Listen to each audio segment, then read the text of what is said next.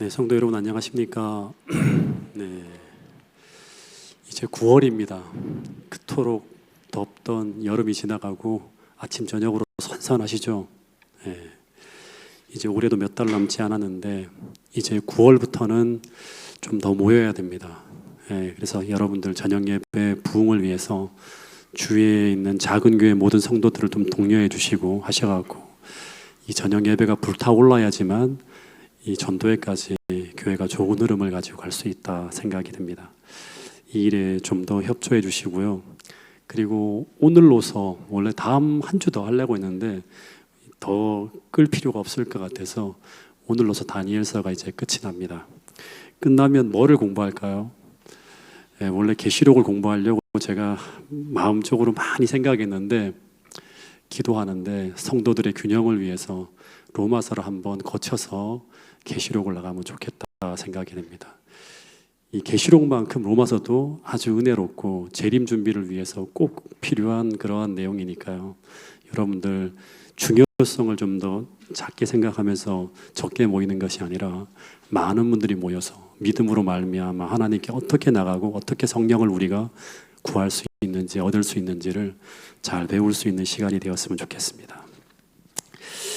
이 다니엘서 12장은 이 다니엘서의 결론이자 10장부터 시작되어진 그 계시의 결론입니다.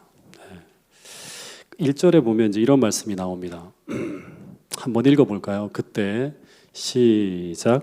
그때에 내 민족을 호위하는 대군 미가엘이 일어날 것이요 또 환란이 있으리니 이는 개국 이래로 그때까지 없던 환란일 것이며 그때에 내 백성 중 무릇 책에 기록된 모든 자가 구원을 얻을 것이라. 이 그때라고 하는 말은 다니엘 11장 45절의 사건이 일어나는 그때예요. 그러니까 이어지는 거죠. 원래 장절이 없다고 했죠. 옛날에는 오늘날 우리가 성경을 연구하기 위해서 이제 장절의 구분을 둘 건데 다시 말하면 사단이 최후의 전쟁을 위해서 이 북방왕이 장막궁전을 바다와 영화롭고 거룩한 산 사이에 세우고 온 세상의 모든 세력을 총동원해서 하나님 백성들을 치러 들어올 그때예요. 그러니까 온 세상이 북방왕의 지배에 들어가고 온 세상이 사단이 내리는 강신술에 완전히 미혹되어지고 계시록을 들어가 보면 일요일 휴업령이 내려지고 짐승의 포효가 강요되어질 그때입니다. 그때가 어떤 때다? 개국 이래로 이때까지 없던 대환란이 벌어지는 때이고 그때 내 민족을 호위하는 대군 미가엘이 일어날 것이라고 하는 것입니다. 근데 이때를 이야기하는 한 이제 예언의 신 증언 두 가지를 좀 읽어보면 교회 증언 1권 204페이지에 보면 예수께서 지성소를 떠나실 때 이때는 예수님이 지성소를 떠나는 거예요. 그분의 제어하시는 영께서는 통치자들과 백성들로부터 거두어진다. 그들은 악한 천사들의 지배하에 남겨진다.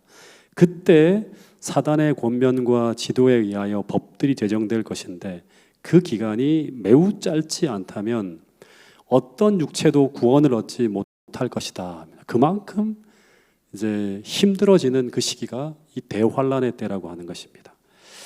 대쟁도 학원 467페이지부터 468페이지의 말씀을 보면 또 이런 말씀이 있습니다. 같이 한번 읽어보겠습니다. 이 말씀은 시작. 그때 내 민족을 호위하는 대군 미가엘이 일어날 것이요 셋째 천사의 기별이 마치는 때에는 또다시 세상에 범죄한 거민을 위한 자비의 탄원은 없을 것이다. 하나님의 백성들은 그들의 과업을 마치었다. 그들은 늦은 비 곧 주 앞으로부터 이른 새롭게 함을 받았으며 그들 앞에 놓인 시련의 때를 위해 준비되었다. 그리고 불의한 자는 그대로 불의를 하고 의로운 자는 그대로 의를 행하고 거룩한 자는 그대로 거룩하게 되라는 엄숙한 선언을 발하실 때 모든 천사들은 그들의 면류관을 벗는다.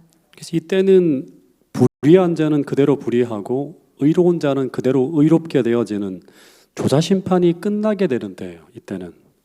그러니까 다 같이 연결시켜야 돼요. 그러니까 이때는 예수님이 지성소에서 나오는 때예요. 조사심판이 끝나는 때예요. 그리고 그때는 본격적인 대환란인 계시록 16장의 7 대접재앙이 내리기 시작하는 때예요. 연결되어지는 거예요.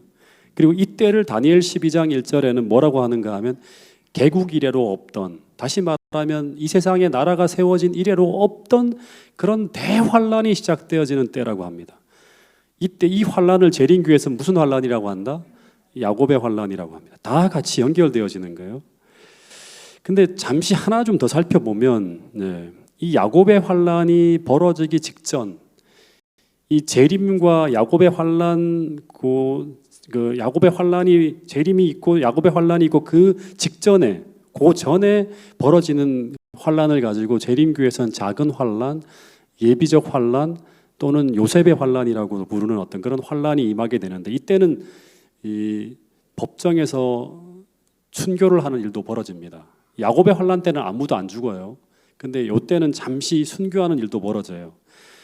이 환란이 시작되어지는 사건이 임하게 되는 시작이 이제 다니엘 11장 44절 45절에 이제 암시되어져 있고, 계시록 13장 15절부터 17절에도 언급되어지는데, 이때 교회 안에서는 어떤 일이 벌어지는가 하면 개국 이래로 없던 대환란이 일어나기 직전에 교회에서는 어떤 일이 벌어지는가 하면 이 참된 증인의 권면이 바라집니다. 초기 문제에 나오는 이야기예요.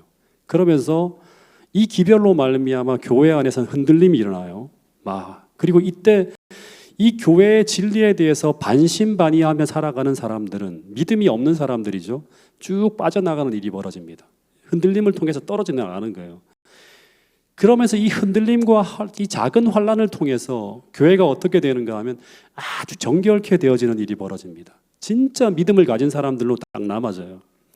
그러면서 어떤 일이 벌어지는가 하면 이 마지막 때에 큰 사명을 위해서 하나님이 부어주는 개혁과 부흥이 일어납니다. 그러니까 라오디게아 교회의 질병이 치유되어지는 거예요. 그때까지 계속 뜨뜻미지근하고 회개도 안 하고 그리스도도 없는 상태로 가는 게 아니라 이 질병이 치유되어집니다. 그리고 이 과정을 지나가는 동안 이 흔들림 속에서도 끝까지 믿음을 사수한 그런 자들에게 하나님은 어떻게 하는가 하면 인을 칩니다. 이 교회 안에 있는 사람들, 재림교회 안에 있는 사람들에게 먼저 인을 칩니다. 그리고 동시에 그 증거로 무엇이 내린다? 늦은비 성령이 역사하는 거예요. 동시에 악의 편에서는 자기 편에 있는 사람들에게 짐승의 표가 주어지고, 그러니까 짐승의 표가 주어지고 한편에서는 하나님의 인이 쳐지고, 그리고 이 짐승의 표를 받은 사람들에게는 강신술이라고 하는 또 놀라운 능력이 역사해요. 내가 진리의 편에 서 있다고 착각하게 만들 역사가 이적이 펼쳐지는 거예요. 그런데 이 야곱의 환란 직전 벌어지는 이 예비 환란을 지나갈 때, 이때 이 늦은비 성령을 받은 사람들이 어떻게 한다? 영원한 복음인 이 셋째 천사의 기별을 땅끝까지 전하면서 온 세상에 흩어져 있는 하나님 백성들을 이 한 무리로, 진리로 연합시키는 일이 벌어집니다. 그리고 이때 많은 사람들이 체포되어져서 법정에서 담대한 증언도 하고요. 마태복음 10장에 보면 너희가 무슨 말을 할지 염려하지 말라. 너희가 말하는 사람은 네가 아니라 네 속에 있는 성령이라고 하는 이야기가 바로 이때 이제 증거되어지는 거예요. 그러면서 스데반처럼 진리를 선포하는 일들이 벌어집니다. 곳곳에서. 그리고 스데반처럼 순교하는 일도 벌어져요, 이때. 그리고 이런 희생을 보면서 어떤 일이 벌어지는가 하면 사도 바울과 같이 많은 사람들이 그 순교하는 모습을 보면서 하나님 백성으로 돌아오는 일도 벌어진다고 하는 거예요. 그래서 이 하나님의 남은 무리가 완전히 확정되어질 때, 그때 이 일곱 대접재앙, 야곱의 환란이라고 하는 게 남은 무리가 확정되어지면 어떤 일이 벌어지는가 하면 야곱의 환란 속으로 들어가는 거예요. 계시록 15장의 지성소 봉사가 끝날 때 하나님의 남은 무리가 하나님의 백성들이 완전히 확정되어지는 일이 벌어지면 그 다음에 16장에 일곱 대접재앙, 야곱의 환란이 시작되어지고, 그리고 이때 하나님의 완벽한 보호하심, 성령을 통한 생명사계가 하나님 백성들에게 씌어지고, 그리고 이 환란을 쭉 지나가는 동안 7재앙 중에서 이제 6번째와 7번째 재앙을 받으면서 바벨론이 무너지고 그 다음에 예수님이 재림하는 이런 시나리오가, 이런 이제 역사가 쭉 흘러가는 걸 보게 됩니다. 그런데 이 인류의 마지막 최후의 환란 속에서 이 야곱의 환란의 때 누가 구원을 받을 것인가? 어떤 사람이 구원을 받는다고 하죠? 어떤 사람이 구원을 받는다고 하죠? 계시록 12장 1절에 보면 이런 사람들이 구원을 받게 된다고 합니다. 그때 내 민족을 호위하는 대군 미가엘이 일어날 것이요, 또 환란이 있으리니 개국 이래로 그때까지 없던 환란일 것이다. 그런데 그때 내 백성 중에 무릇 책에 기록된 모든 자가 구원을 받게 된다고 합니다. 이 책은 어떤 책일까요? 그러니까 우리 다니엘서에 보면 다니엘 7장 10절에는 이 조사심판의 장면이 펼쳐지는데 심판을 베푸는데 뭐가 펼쳐졌다? 책들이 펼쳐졌다고 합니다. 예. 이 책들은 세 권의 책이죠. 하나는 생명책, 또 하나는 기념책, 또 하나는 죄책이라고 했습니다. 근데 다니엘 12장 1절에서는 책들이 아니라 단 한 권의 책만이 등장합니다. 이 책은 어떤 책이다? 계시록 13장 8절에 보면 이 생명책입니다. 이 생명책에 기록된 사람들은 짐승에게 경배하지 않습니다.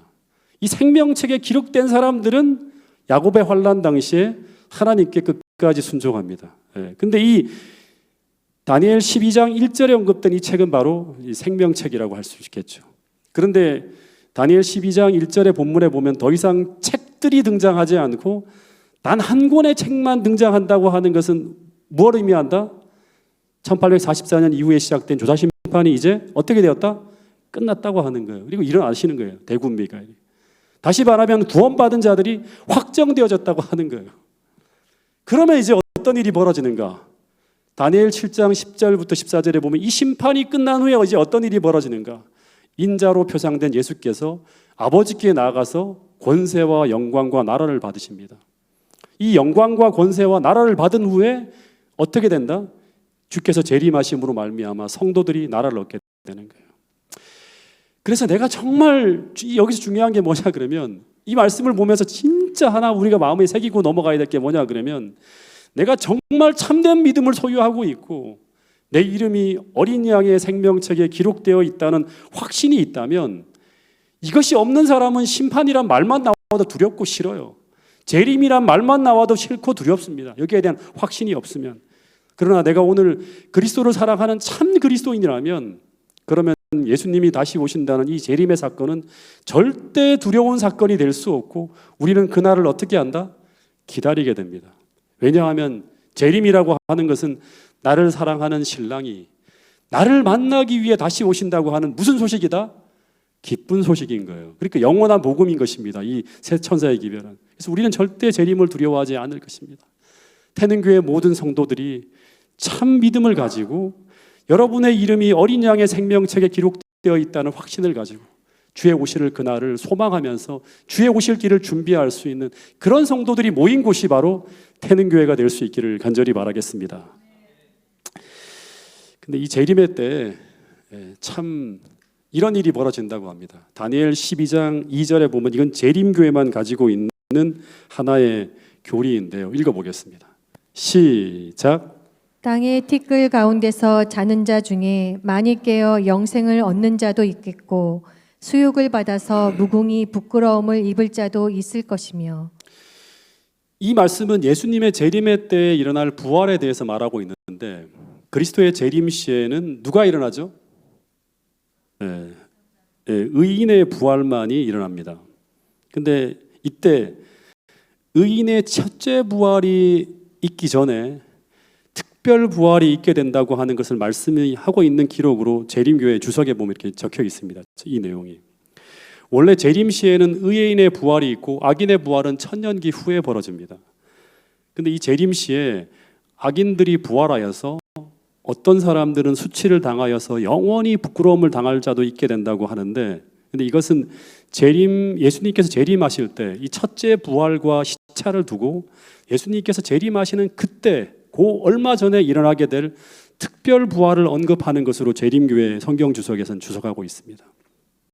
근데 이때 이 특별 부활로 일어나는 악인들은 어떤 자들인가?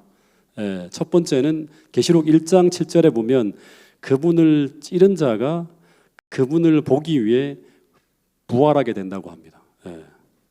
그리고 두 번째는 가야바의 법정에서 가야바가 예수님을 정죄하면서 사형을 선고하는데 그때 예수님은 당신이 구름을 타고 오시는 날 내가 권능의 우편에 앉아 있는 것과 내가 하늘 구름을 타고 오는 것을 너가 보게 된다고 하는데 이 특별 부활에는 예수님을 벌하고 찌른 이들이 그분이 어떠한 분인지를 보게 하기 위해서 특별히 그들을 부활시키는 일이 포함될 것이라고 하는 것입니다. 근데 이들은 부활했다가 어떻게 될까요?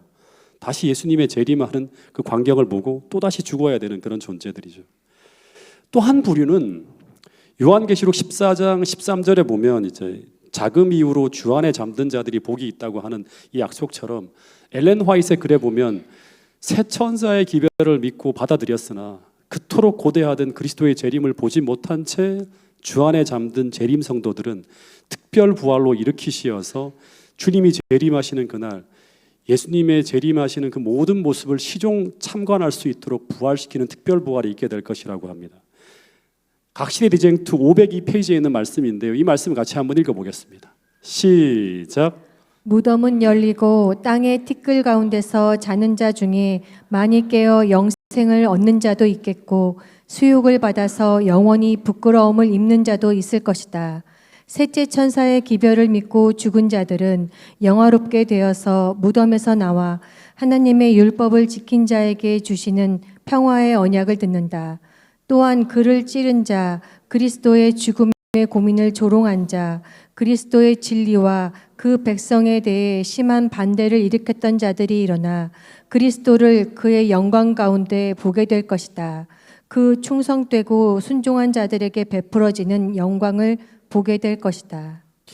이 특별 부활에 대한 부분은 저도 더 많이 좀 연구해야 될 그런 부분입니다. 이 첫째 부활과 둘째 부활은 분명하게 성경적 증거가 뚜렷하게 있는데 이 특별 부활에 대한 부분은 왜 이런 일이 있어야 되는지에 대한 좀 더 연구해야 될 그런 부분이 있는 그런 부분이에요. 그렇기 때문에 뭐 논란이 재림교환에도 있는데 어쨌든 주석에 나와 있는 부분이니까 여러분들에게 이 정도 설명하고 넘어가고요. 나머지 더 필요한 부분들은 우리 심화 과정에 좀 다루도록 하겠습니다.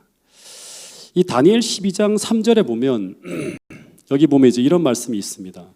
지혜 있는 자는 궁창의 빛과 같이 빛날 것이요 많은 사람을 옳은 대로 돌아오게 한 자는 별과 같이 영원토록 빛나리라. 이 다니엘서에 보면 11장 12장에 계속 등장하는 단어가 뭐냐 그러면 지혜 있는 자예요. 다니엘 11장에서 지혜 있는 자는 어떤 사람이라고 했죠? 혹시 기억하십니까? 네. 지혜 있는 자는 어떤 사람이다?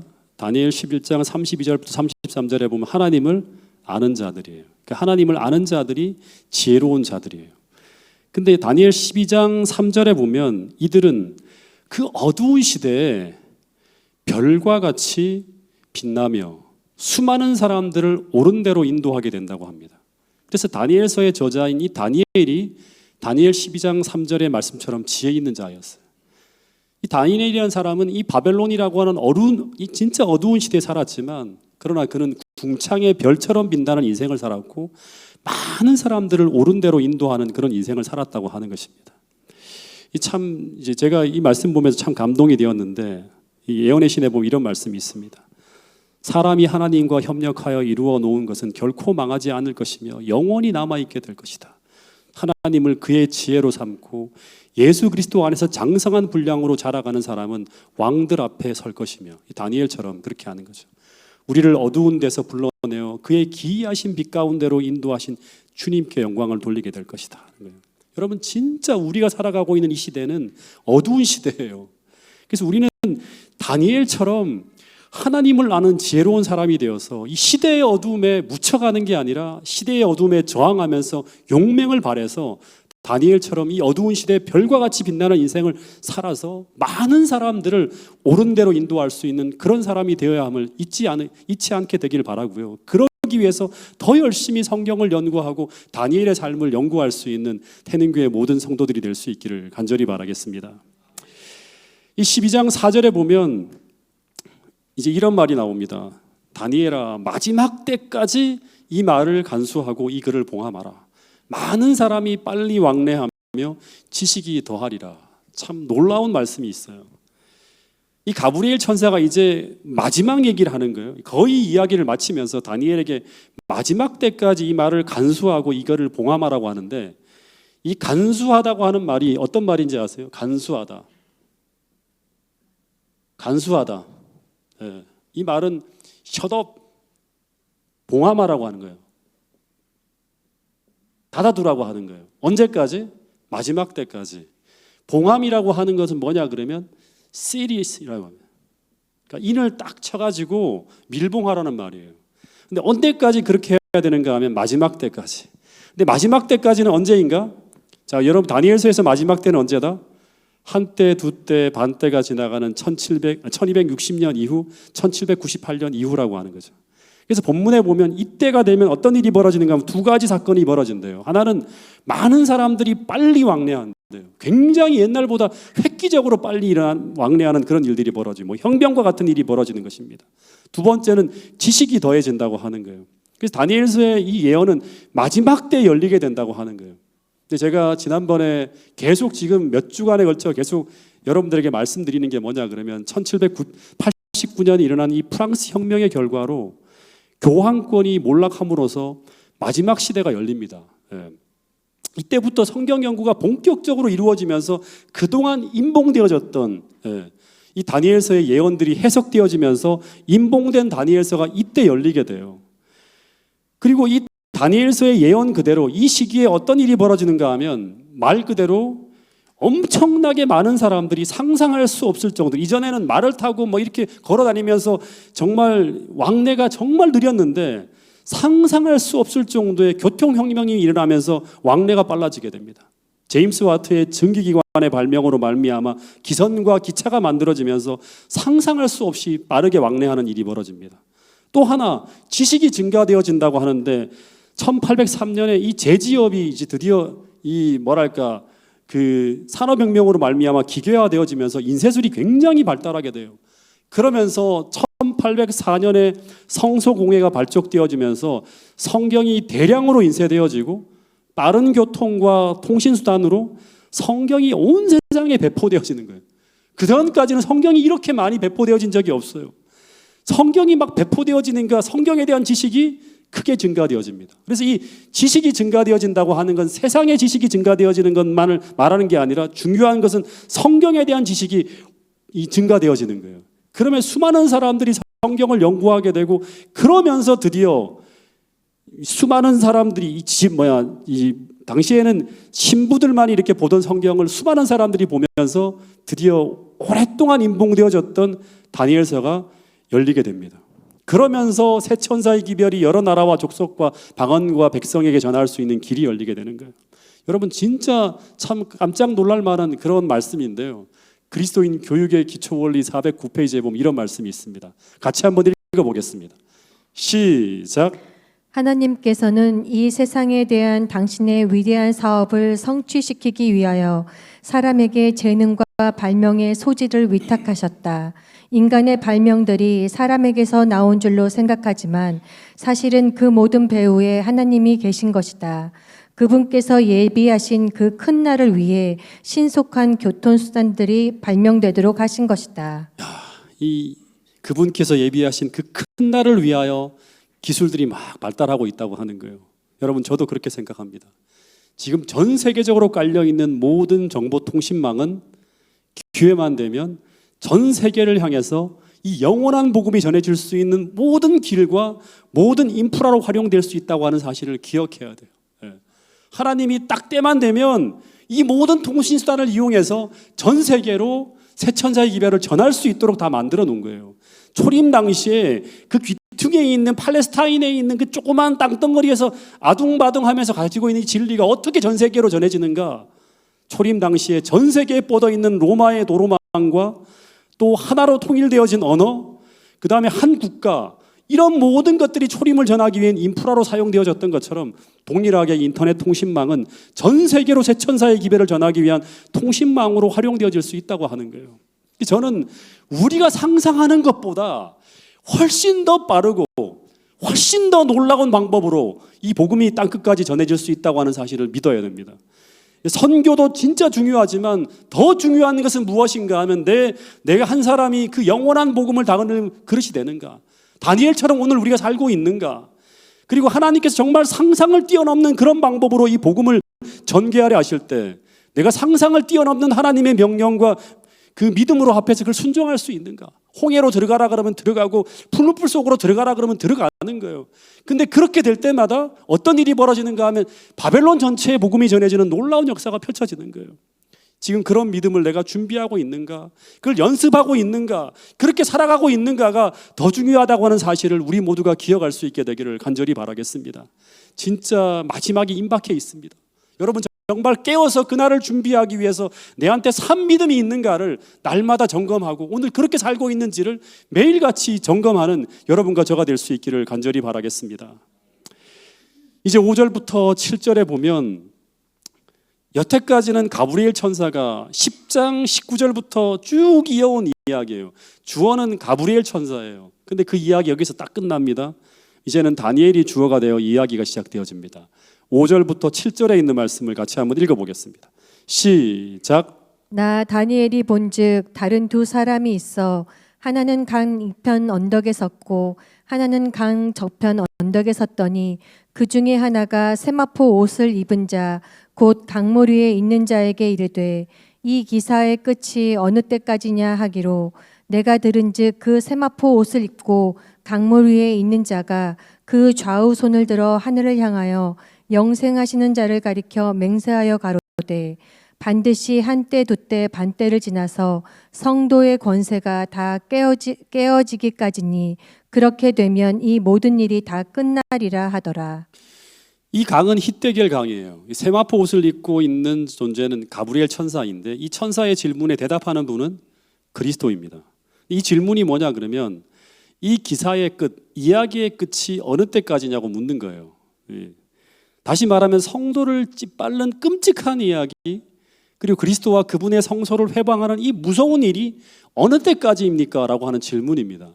이 가브리엘 천사가 예수님에게 묻는 거예요. 근데 그 대답으로 예수님께서 엄숙히 선서하는 모습으로 이미 주어진 대답을 재확인하는 거예요. 뭐라고 하니까 하면 한때와 두때와 반때를 지나서 성도의 권세가 깨어지기까지라고 합니다. 그러니까 1260년 동안 하나님의 백성들이 작은 뿔에 붙임받아서 고통당하는 그 일로 말미암아 성도의 권세가 깨어지기까지라고 하는 거예요. 그러니까 이 한때와 두때와 반때가 기사의 끝, 다니엘서에서 마지막 때로 언급하는 그 기간이에요. 한때, 두때, 반때를 말하는 거예요. 이때 다니엘 8장 14절에 2300주야의 예언도 개봉되어지고 이때부터 드디어 1844년 대속죄일이 시작되면서 예수님의 재림을 준비하는 하늘 성소 봉사, 지성소 봉사, 즉 조사 심판이 시작되는 거예요. 이때부터 이 마지막 때예요. 한때 두때 반때가 지나가게 되면 이때부터 2300주야의 예언이 딱 개봉되어지면서 대속죄일이 시작되어지는 거예요. 마지막 이 절기죠. 그 다음에 이 대속죄일 절기는 곧 예수님의 하늘 성소 봉사 이 중에 지성소 봉사가 시작되는 거예요. 그러면 동시에 하나님 백성을 찾는 조사 심판이 시작되어지는 거예요. 다 마지막 때의 일입니다. 근데 8절에 보면 무슨 말을 하는가 하면 8절에 보면 이 다니엘이 내가 듣고도 깨닫지 못한지라 내가 가로되 내 주여 이 모든 일의 결국이 어떻겠습니까 하면서 다니엘이 또다시 물어요. 즉 아직까지도 이 모든 사실이 이해가 잘 안 되어서 더 자세하게 알기를 원한다고 하는 거예요. 그런데 이 다니엘의 질문에 이런 대답이 들려옵니다. 9절 10절에 보면 그가 가로되 다니엘아 갈지어다 대저 이 말은 마지막 때까지 간수하고 봉함할 것이다. 똑같은 말이 또 반복되는 거예요. 다시 말하면 이 예언은 너 때가 아니라 즉 기원전 535년의 시대를 살고 있는 사람들을 위한 것이 아니라 마지막 시대를 살고 있는 사람들을 위한 것이라고 말하는 거예요. 마지막 때가 되어야지만 열린다고 하는 거예요. 근데 그때 어떤 일이 벌어지는가? 10절에 아주 중요한 얘기를 하고 있는데요. 많은 사람이 연단을 받아 스스로 정결케 되며 희게 할 것이나 악한 사람은 악을 행하리니 악한 자는 아무도 깨닫지 못하되 오직 지혜 있는 자는 깨달으리라 하는 말씀을 하고 있어요. 이 말은 또다시 언급하지만 다니엘 11장 32절부터 35절에 있는 말씀을 또 인용하는 거예요. 이 말씀을 보면 마지막 때 많은 사람들은 무엇을 당한다? 고난을 당해요. 이 고난을 통해서 어떻게 되는가 하면 연단을 받아서 정결케 되며 희게 되어서 마지막 때까지 이르게 된다고 하는데 근데 이들이 마지막 시대의 진리를 깨달아요. 그러니까 연단을 받고 희게 되어져서 그렇게 되어진 사람들에게 이 마지막 시대의 진리를 하나님이 부어주시는 거예요. 그리고 그렇게 준비된 사람들이 이 마지막 시대의 사명을 감당할 자로 마지막 때 등장한다고 하는 거예요.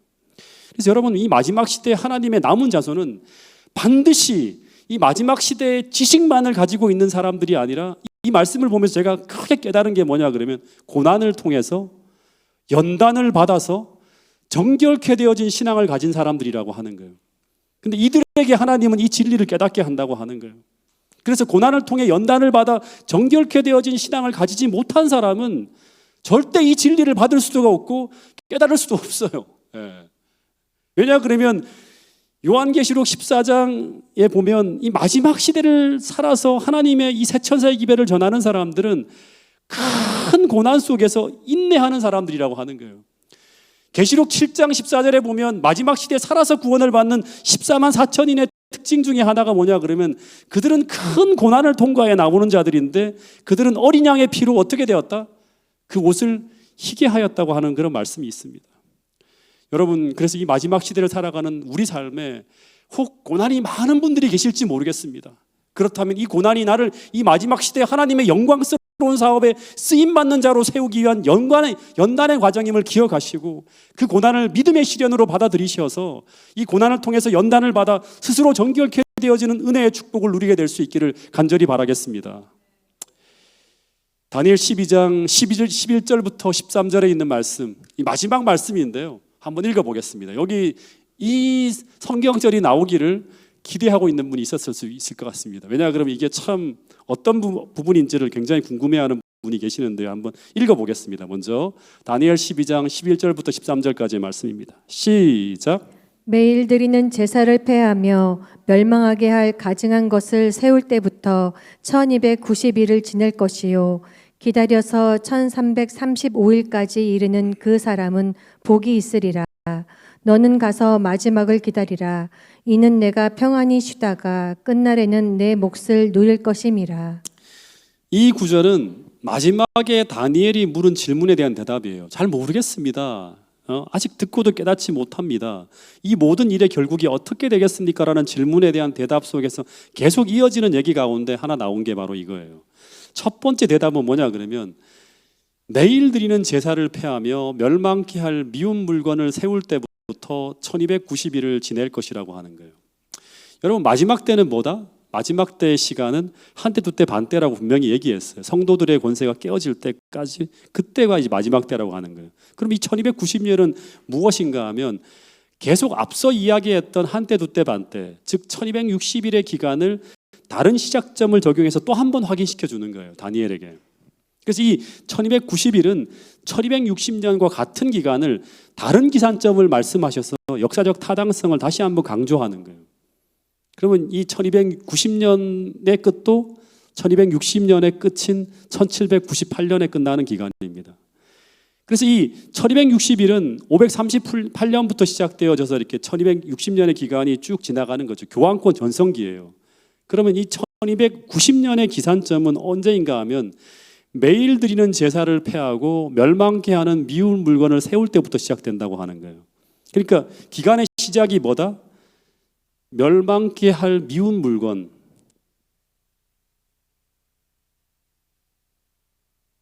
멸망케 할 미운 물건이 뭐예요? 우리 계속 공부했잖아요. 이게 뭐예요? 이 교황권이잖아요. 이 교황권이 전성기는 538년부터 시작되어지는데 시작되어지는 것, 그게 시작되어지는 기간이 바로 이 30년 정도 더 앞에 당겨지는 1260년보다 30년부터 더 앞에 당겨지는 AD 508년이에요. 예. 그럼 이 AD 508년에 무슨 일이 벌어졌는지를 보면 되거든요. 예. AD 508년에 무슨 일이 벌어졌는가 하면 게르만 부족 중에 하나인 이 프랑크 족속 중에 그 왕이었던 아주 유명한 왕이 있는데 글로비스라는 왕이 있어요. 이 글로비스가 당시 교황의 교리에 반대하던 아리우스파 세 나라가 멸망하잖아요. 그 중에 한 나라인 이 서거트족을 스페인으로 몰아낸 후에 어떻게 하는가 하면 이 글로비스가 군대들을 다 데리고 와서 그 당시엔 교황은 아니었죠. 로마 교회 감독에게 침례를 받습니다. 이때가 언제냐 그러면 AD 508년이에요. 예. 그래서 이 AD 508년은 국가의 정치적인 힘과 교회의 종교적인 힘이 결합하게 되어서 다시 말해서 교회를 위해 국가 권력을 사용하는 일이 최초로 시작된 그 해라고 합니다. 다시 말해서 교회가 이단으로 낙인된 이 서거트족의 군사력을 사용하게 됨으로 말미암아 교회가 교리를 강요하기 위해서 군사력을 사용하게 된 그 시작점이 바로 언제다? AD 508년이라고 하는 거예요. 세 번째 나라는 538년에 이제 멸망하게 되죠. 반달, 동고트 이렇게 해서. 예. 그래서 이때 이 프랑크 왕 글로비스가 로마 교회로 전향한 이 획기적인 사건으로 이 사람은 카톨릭의 수호자, 다시 말하면 카톨릭을 수호하는 선봉자로 서면서 교회와 국가가 연합하게 되는 이 사건이 바로 뭐냐 그러면 교권과 다시 말하면 정치력이 플러스 되어지는 게 바로 뭐예요? 마지막 때 이 작은 뿔이라든가 모든 어떤 그런 바벨론이 그렇게 되는 거잖아요. 그러니까 교회와 국가가 연합하게 되는 이 사건이 바로 뭐냐 그러면 멸망케 한 미운 물건이 셋업, 세워지게 되는 그 시작으로 보는 거예요. 이게 바로 AD 508년이라고 하는 거예요. 그래서 AD 508년에 교황권이 셋업되어져서 1260년이 지나가면 1798년에 교황권이 몰락한 연도가 나오는 거예요. 그때부터 마지막이 시작되는 거죠. 그리고 그 다음에 보면 기다려서 335일이 지나가면 이 335일이 지나가서 그때까지 기다린 사람이 복이 있다고 하는데 기다린다고 하는 건 뭐냐 그러면 1290일이 지난 후에 1335일이 이를 때까지 기다린다고 하는 거예요. 그래서 508년 AD 508년부터 시작해서 1335년을 플러스하면 어떻게 됩니까? 어디가 나오죠? 1843년이 나옵니다. 네. 이 1843년은 어떤 일이라는가? 제가 초기 문제를 쭉 보니까요. 이런 말씀이 나오더라고요.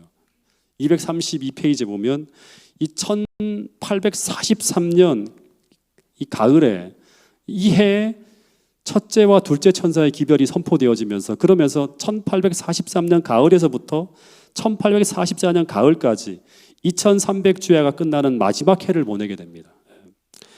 이때 등장한 남은 무리가 비로소 이 셋째 천사의 기별을 받아서 새 천사의 기별을 전하는 대열에 동참하게 되는데 이들이 복이 있다고 재림교회는 그렇게 이해를 해요. 근데 이들이 받은 복은 뭔가? 이들이 무슨 복을 받습니까? 이들이 받은 복이 뭐냐 그러면 누가복음 10장 23절 24절 한번 읽어볼게요. 시작. 제자들을 돌아보시며 종용이 이르시되 너희의 보는 것을 보는 눈은 복이 있도다. 내가 너희에게 말하노니 많은 선지자와 임금이 너희 보는 바를 보고자 하였을 때 보지 못하였으며 너희 듣는 바를 듣고자 하였을 때 듣지 못하였느니라. 그러니까 여러분 이 재림교회는요 마지막 때 수많은 사람들이 도대체 이 마지막 때 벌어지는 일이 뭐지? 너무나 궁금해하는 수많은 진리들이 다 모아지고 다 응축되어져서 우리에게 다 오픈되어지고 제공되어진 그 축복을 받은 교회가 무슨 교회다? 재림교회예요. 그러니까 수많은 사람들이 도대체 성경의 이 말씀이 도대체 뭔지 이게 어떻게 끝나는지 다 궁금해하는 그 모든 빛들이 모아지고 모아져서 다 공개되어진 거예요. 많은 왕들이 보고 싶어했고 선지자와 임금들이 막 보고자 했으나 깨닫지 못하는 이 모든 것들을 보는 눈과 듣는 귀가 어떻게 된다? 복이 있다고 하는 거예요. 여러분 이 복을 받고 있는 사람들이 여러분이라고 하는 사실을 꼭 기억하시고 이 빛이 더 분명하고 온전하게 여러분들의 생애 속에 담겨서 하나님의 놀라운 축복과 그 빛 속에서 이 어두운 시대를 지나갈 수 있는 여러분과 저가 될 수 있기를 간절히 바라겠습니다. 요한계시록 14장 13절에 보면 또 이런 말씀이 있어요. 또 내가 들으니 하늘에서 음성이 나서 가로되 기록하라. 지금 이후로 주 안에서 죽은 자들은 복이 있도다. 다시 말하면 새 천사의 기별이 12절까지 쭉 설명되어지고 그 다음에 나오는 말이 뭐냐 그러면 이때 이후로 주 안에서 죽은 자들이 복이 있다 하심에 성령이 가라사대 그러하도다. 너희 수고를 그치고 쉬리니 이는 저희가 행한 일이 따름이라 하는 그런 말씀이 있어요. 이게 바로 뭐냐 그러면 재림교회에서는 다니엘 12장 2절에 약속한 특별 부활에 동참하는 축복이 주어진다고 재림교회 주석에서는 나오고 있습니다. 이것만이 아니겠죠. 우리가 알지 못하는 더 많은 축복이 있다고 저는 믿습니다. 그러면서 이제 이 다니엘서 12장 13절 마지막 성경절입니다. 읽어보겠습니다. 시작. 너는 가서 마지막을 기다리라. 이는 내가 평안히 쉬다가 끝날에는 내 업을 누릴 것임이니라. 여러분 18세 정든 고향을 떠나서 한 80여 평생을 이국 땅에 살면서 살다가 이제 숨을 거두게 되는 거예요. 기력도 없고 그러는데 하나님이 마지막으로 주시는 말씀이 이제 너는 다 끝났어. 다 했어. 네가 할 수 있는 모든 걸 다 했어. 너는 가서 마지막을 기다리다가 이제 평안히 쉴 거야. 다시 말하면 죽음 속에서 이렇게 평안하게 쉬는 거죠. 그리고 끝날에는 내 업을 누릴 것이다. 이런 말씀을 하는 거예요. 여러분, 우리가 평생을 살다가 하나님께서 이런 말씀을 우리에게 주신다면 얼마나 감사하겠어요. 너 다 했어. 이제 열심히 살았어. 이제는 마지막을 기다리다가 평안히 쉬다가 끝날에는 분명히 너는 부활하게 돼서 영원히 살게 될 거야. 내 업을 누릴 거라고 하는 이런 축복의 말씀을 받고 우리의 삶이 끝난다고 하면 얼마나 감사하고 얼마나 기쁠까 하는 생각이 듭니다. 이제 다니엘서를 마치면서 이 다니엘은 바벨론 시대에 그 우상이 난무하고 죄악이 지배하는 그 환경 속에서도 바벨론에 속하지 않고 늘 하늘에 속한 사람으로 별과 같이 빛나는 삶을 살아간 사람이에요. 이 다니엘은 오늘 이 시대의 모델이에요. 우리가 마지막 시대에 어떻게 살아야 될지를 보여주는 모델이에요. 왜냐하면 오늘 우리도 이 마지막 시대에 바벨론 문명이 온 세상을 지배하는 이 한가운데 살아가고 있는 거예요. 하지만 우리도 다니엘처럼 이 바벨론에 속하지 않고 이 세상에 속하지 않고 언제나 하늘에 속한 사람으로 살아내면서 이 무너지는 세상을 향해서 하늘이 주시는 그 기별을 받아서 별과 같이 빛나는 삶을 통해서 이 진리를 증거해야 될 사명을 가지고 있는 사람들이 바로 누구다? 오늘 여러분과 저라고 하는 사실을 꼭 기억할 수 있게 되기를 간절히 바라겠습니다. 그래서 오늘 우리가 다니엘서를 공부한 것, 이 예언 한마디 한마디만을 머릿속에 담는 게 아니라 다니엘의 삶이 여러분들의 삶 속에 가득 담겨서 우리도 이 마지막 시대 예언을 다니엘처럼 증거하면서 소망 없는 세상에 하나님께서 우리를 사랑하시고 소망이 있다고 하는 기별을 세상에 증거할 수 있는 여러분과 저가 될 수 있기를 간절히 바라겠습니다. 이제 이런 기도 제목을 가지고 우리가 함께 기도하고 이 다니엘서를 마치도록 하겠습니다. 여러분, 오늘 우리도 다니엘처럼 이 큰 빛을 받았는데 지혜 있는 자는 궁창의 빛과 같이 빛날 것이요 많은 사람을 옳은 대로 돌아오게 하는 자는 별과 같이 빛나리라고 하는 말씀처럼 정말 별과 같이 빛나는 삶을 살아내기 위해서 그리스도로 옷 입고 이 영원한 복음을 온전히 깨닫고 이해하면서 별처럼 빛나는 모습으로 온 세상에 진리를 증거하는 사람이 되게 해달라고, 이 어두운 시대에 사명을 감당할 수 있는 사람이 되게 해달라고 우리 무릎 꿇고 기도하도록 하겠습니다. 두 번째는 이번 주 안식일 날 침례를 받게 되는 내 영혼을 위해서 좀 간절히 기도하도록 하겠습니다. 우리 오늘도 이경진 교수님과 공부했는데 이분이 정말 진리를 깨닫고 평생 주님과 함께 동행하면서 주님 오시는 그 순간까지 남은 무리에 속할 수 있도록 우리 백화영 자매님도 마찬가지고 그다음에 이진아 우리 성도님도 우리 김부덕 집사님하고 지난주 공부하면서 이번 주죠. 공부하면서 결심을 했는데 이 결심이 흔들리지 않을 수 있도록 기도해 주시고요. 특별히 백화영, 길가빈 이 두 분은 지금 감기로 몸 상태가 좀 좋지 않아요. 그래서 몸이 안 좋으면 다음으로 미룰 수도 있는데 이 두 분이 건강히 잘 이렇게 이제 하나님께서 붙들어 주셔서 은혜롭게 침례를 받을 수 있도록 기도해 주시면 감사하겠습니다. 세 번째는 우리 환우들을 위해서 계속 기도해 주시기 바랍니다. 특별히 한우홍 집사님, 곽승려 집사님 이 두 분을 위해서 기도해 주시고 그 외에 편찮으신 많은 분들을 위해서 또 연로하신 어르신들을 위해서 환절기에 건강 잃지 않을 수 있도록 여러분 중보 기도를 부탁드리겠습니다. 그 네 번째는 이 작은 교회가 이제 개학을 하죠. 제가 늘 작은 교회를 향한 제 소망은 선교적 교회, 양육적 교회 이 두 가지 기능을 감당할 수 있는 그런 교회가 되는 것입니다. 정말 작은 교회가 살아 움직이면서 교회의 이 변화와 부흥의 불꽃으로 타오를 수 있는 그런 교회가 될 수 있도록 기도해 주시기를 부탁드리겠습니다. 이 네 가지의 기도 제목을 가지고 함께 기도한 후에 우리 마치는 순서를 또 갖도록 하겠습니다.